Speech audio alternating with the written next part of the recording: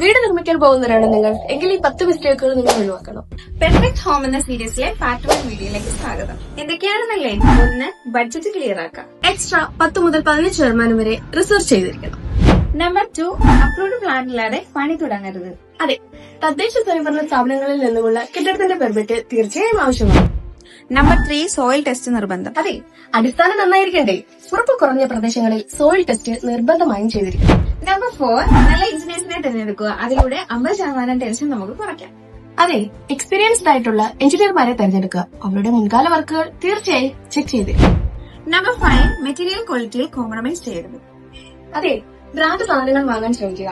Cost കുറവാണെന്ന് കരുതി quality ഇല്ലാത്ത സാധനങ്ങൾ വാങ്ങിക്കരുത്. നമ്പർ 6. വാസ്തുശാസ്ത്രം നോക്കുക. അതെ, വാസ്തുശാസ്ത്രം പ്രാക്ടിക്കലായി ഉപയോഗിക്കുക. വായുവും വെളിച്ചവും കൃത്യമായി കിട്ടത്തക്ക രീതിയിൽ വേണം പ്ലാൻ സെറ്റ് ചെയ്യാൻ. നമ്പർ 7. Electric and plumbing. അതെ, ഇലക്ട്രിക്കൽ പ്ലംബിംഗ് പ്ലാനുകൾ ആദ്യമേ തന്നെ സെറ്റ് ചെയ്തിരിക്കണം. അങ്ങനെ ചെയ്യുന്നതിലൂടെ അനാവശ്യമായ ചിലവുകൾ നമുക്ക് ഒഴിവാക്കാം. നമ്പർ 8. നാച്ചുറൽ ലൈറ്റും റെഗുലേഷനും പ്രയോറിറ്റി ചെയ്യുക. അതെ, അനാവശ്യമായിട്ടുള്ള ഇലക്ട്രിസിറ്റി ബില്ലുകൾ ഇതുവഴി ഒഴിവാക്കാം. നമ്പർ 9. റിട്ടേൺ എഗ്രിമെന്റ് ഉണ്ടായിരിക്കണം. അതെ, വർക്ക് തുടങ്ങുന്നതിന് മുമ്പ് എഗ്രിമെന്റ് ഉണ്ടായിരിക്കണം. അതിൽ ഷെഡ്യൂൾ ഓഫ് പേയ്മെന്റ് തീർച്ചയായും ഉണ്ടായിരിക്കണം. Number 10. Daily site visit possible ആക്കണം. അതെ, ഇങ്ങനെ ചെയ്യുമ്പോൾ സൈറ്റിൽ ഉണ്ടാകുന്ന ചെറിയ ചെറിയ ഇഷ്യൂസ് ഫസ്റ്റ് സ്റ്റേജിൽ തന്നെ നമുക്ക് മാറ്റിയെടുക്കാം.